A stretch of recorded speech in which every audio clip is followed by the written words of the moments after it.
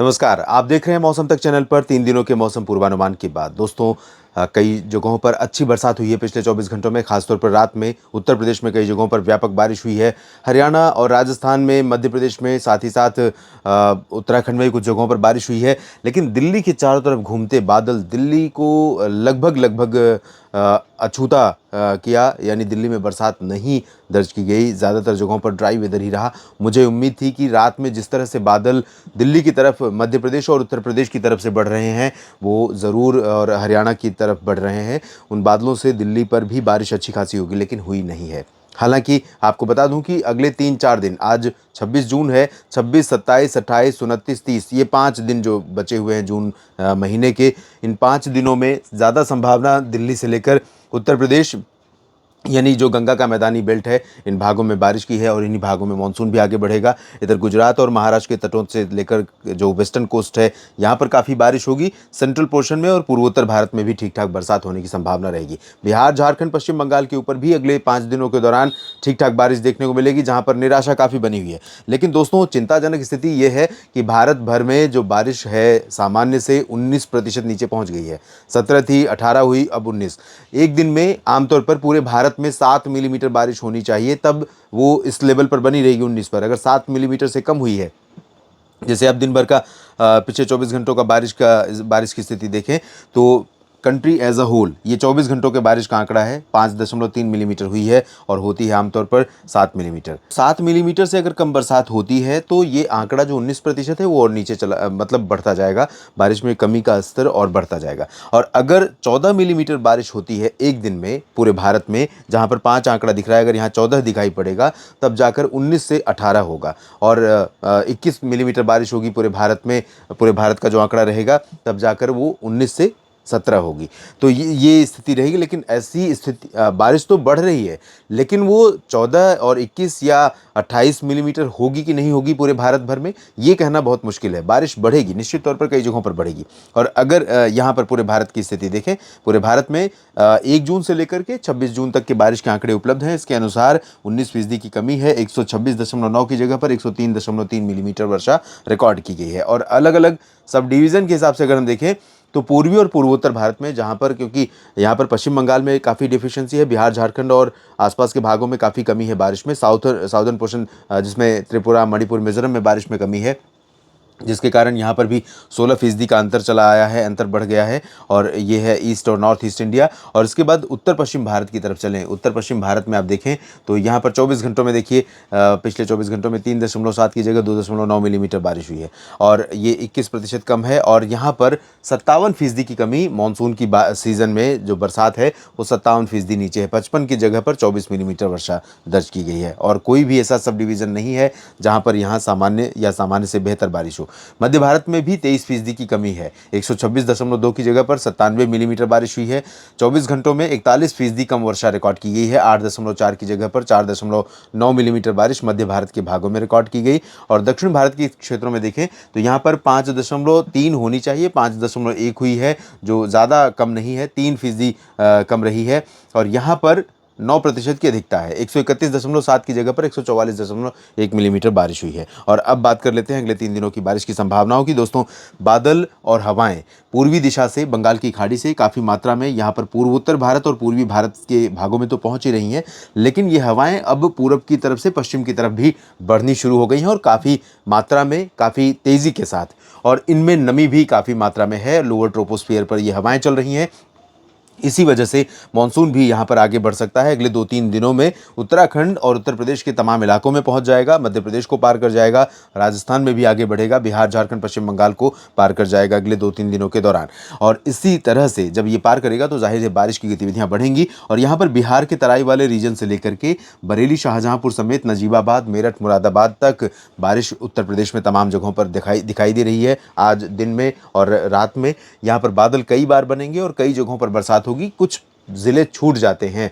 ऐसे में तो उन जगहों पर निराशा आपको होती है निश्चित तौर पर। जैसे मैं जौनपुर का उदाहरण दूं तो जौनपुर में पिछले 24 घंटों में ज़बरदस्त बरसात हुई है, लेकिन इससे पहले जौनपुर के चारों तरफ बरसात अच्छी हो रही थी और जौनपुर में नहीं हो रही थी। तो ऐसे में अगर आप जौनपुर से हैं तो आपको लगेगा कि पूरे उत्तर प्रदेश में बरसात नहीं हुई है, ऐसा नहीं है, क्योंकि बादल आ रहे हैं दक्षिण की तरफ से भी और पूरब की तरफ से। और इधर झारखंड, पश्चिम बंगाल और ओडिशा के उत्तरी भागों में अभी चांसेस कम लग रहे हैं, लेकिन यहाँ पर भी क्लाउडिंग होगी अच्छी खासी। यहाँ पर भी कुछ इलाकों में बारिश हो सकती है। दक्षिण बिहार में मैंने कल कहा था बरसात अभी नहीं हुई है, लेकिन आज होने की संभावना रहेगी। थोड़ी बहुत बारिश हो सकती है, तेज़ नहीं होगी। पूर्वोत्तर भारत में ठीक ठाक बारिश होगी। ओडिशा, छत्तीसगढ़, मध्य प्रदेश के तमाम इलाकों में, चाहे वो पूरब का रीजन हो या पश्चिम का, इन सभी जगहों पर बरसात होने के संकेत हैं। इसके अलावा गुजरात के ऊपर और दक्षिणी राजस्थान के ऊपर बारिश की इंटेंसिटी अच्छी खासी रहने वाली है।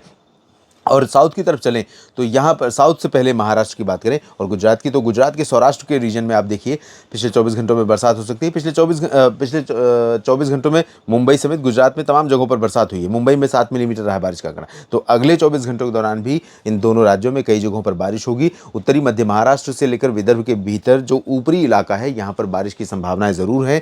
तेलंगाना में बारिश ठीक ठाक होगी और आंध्र प्रदेश के तटों पर अच्छी बारिश हो सकती है। और साथ ही रायलसीमा और तमिलनाडु का आंतरिक इलाका, आंतरिक कर्नाटक का रीजन, ये भी प्रभावित होगा। यहाँ पर भी बादल रहेंगे।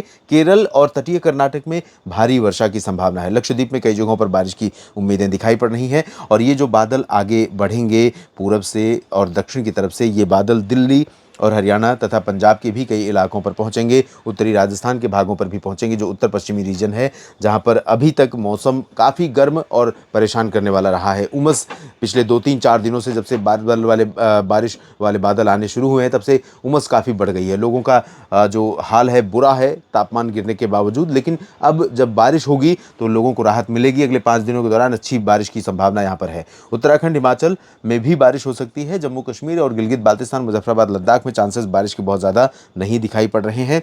ये देखिए 27 जून की स्थिति। 27 जून को भी उत्तर प्रदेश से लेकर बिहार तक और इधर पूर्वोत्तर भारत में तमाम जगहों पर बारिश की संभावनाएं हैं। इसके अलावा राजस्थान का जो रीजन है, राजस्थान के साथ साथ मध्य प्रदेश और महाराष्ट्र, तेलंगाना, आंध्र प्रदेश, ओडिशा, छत्तीसगढ़, इन सभी भागों में भी बारिश अच्छी हो सकती है। और हरियाणा, पंजाब, दिल्ली में भी बारिश की संभावनाएं रहेंगी। लेकिन पंजाब और हरियाणा के ज़्यादातर जगहों पर बहुत मामूली बारिश होगी। एक आध जगह मध्यम बौछारें गिर सकती हैं। दिल्ली में भी बहुत तेज़ बारिश की संभावना नहीं है। लेकिन उत्तराखंड के क्षेत्रों में बारिश काफ़ी तेज़ हो रही है। और हिमाचल, जम्मू कश्मीर तथा लद्दाख में चांसेस अभी अच्छी बारिश के नहीं है। थोड़ा सा और इंतजार यहाँ पर करना पड़ेगा। महाराष्ट्र के इंटीरियर पोर्शन के साथ साथ कोस्टल पोर्शन में तो लगातार बारिश जारी है। इंटीरियर में भी बारिश बढ़ रही है। नागपुर से लेकर नंदुरबार, धुले, नासिक, जलगांव तक और साथ ही साथ संभाजी नगर से लेकर मराठवाड़ा, बीड, जालना, हिंगोली तक। तेलंगाना और उत्तरी तटीय आंध्र प्रदेश तथा तटीय कर्नाटक और केरल में कई जगहों पर बारिश होगी। लेकिन कर्नाटक के तटों पर, गोवा में और केरल में बारिश की इंटेंसिटी आज की तुलना में कल थोड़ा सा कम हो रही है। और इंटीरियर पोर्शन, जो आंतरिक हिस्सा है, जिसमें तमिलनाडु और आंतरिक कर्नाटक के रीजन शामिल हैं, यहाँ पर हल्की वर्षा हो सकती है। तटीय कर्नाटक में हल्की से, तटीय आंध्र प्रदेश में हल्की से मध्यम बौछारें गिर सकती हैं। और उसके बाद इसमें उत्तर प्रदेश का जिक्र हमने कर लिया। और बात करते हैं तीसरे दिन की। तीसरा दिन यानी कि 28 जून को भी आप देखें तो यहाँ पर बंगाल की खाड़ी और अरब सागर से कितनी भरपूर मात्रा में नमी पहुँच रही है। और ये नमी मानसून को दिल्ली तक पहुँचाने में मदद करेगी। और उत्तराखंड में भी मानसून का प्रवेश 28 जून तक होने की संभावना दिखाई पड़ रही है। और इसी के चलते उत्तराखंड, हरियाणा, दिल्ली, राजस्थान का पूर्वी रीजन, उत्तर प्रदेश, बिहार और मध्य प्रदेश, छत्तीसगढ़, उड़ीसा, इन सभी भागों में कई स्थानों पर अच्छी खासी मानसून की बारिश की संभावना 28 जून को लग रही है।